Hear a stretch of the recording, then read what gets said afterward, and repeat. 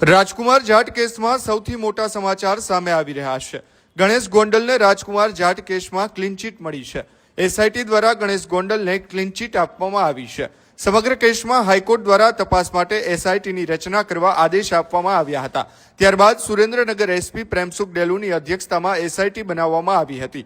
એસઆઈટીની team દ્વારા નિવેદનો અને સીસીટીવી પુરાવાની તપાસ કરવામાં આવી હતી અને ગુજરાત હાઈકોર્ટમાં રિપોર્ટ સબમિટ કરવામાં આવ્યો હતો, જેમાં ગણેશ ગોંડલનો અકસ્માતના બનાવમાં કોઈ હાથ નહીં હોવાનો રિપોર્ટ કરી ગણેશ ગોંડલને ક્લીન ચીટ આપવામાં આવી છે।